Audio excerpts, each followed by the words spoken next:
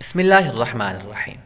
آج کا ہمارا عمل ہے بد ہضمی کا علاج، بد ہضمی کے 2 مدنی علاج۔ اور آج کے عمل کی طرف بڑھنے سے پہلے آپ لوگوں سے گزارش ہے کہ ویڈیو کو لائک اور شیئر کریں، چینل پر نئے ہیں تو چینل کو سبسکرائب کریں، بیل آئیکن ضرور دبائیں تاکہ اس طرح کی مفید ویڈیوز آپ تک بر وقت پہنچتی رہیں۔ بڑھتے ہیں آج کے عمل کی طرف۔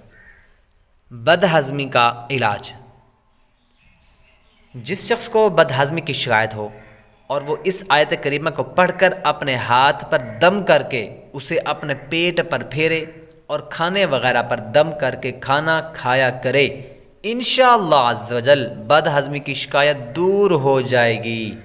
اللہ تبارک و تعالی 29 سورۃ المرسلات کے اندر یہ آیت مبارکہ ارشاد فرماتا ہے، کُلُوا واشربوا ہنیئا بما کنتم تعملون اِنَّا كَذَلِكَ نَجْزِي الْمُحْسِنِينَ۔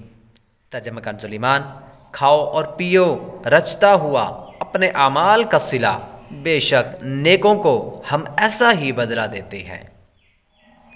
جس شخص کو بد ہضمی کی شکایت ہو تو یہ آیت مبارکہ پڑھ کر اپنے ہاتھ پر دم کر کے اسے اپنے پیٹ پر پھیرے، انشاءاللہ عز و جل جس شخص کو بد ہضمی کی شکایت ہوگی تو وہ دور ہو جائے گی۔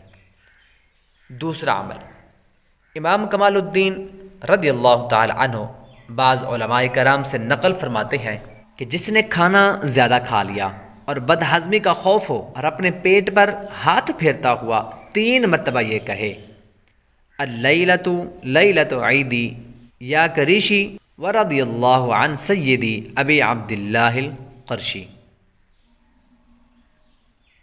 اے میرے معدے، آج کی رات میری عید کی رات ہے اور اللہ عز و جل راضی ہو ہمارے سردار حضرت ابو عبداللہ قرشی سے۔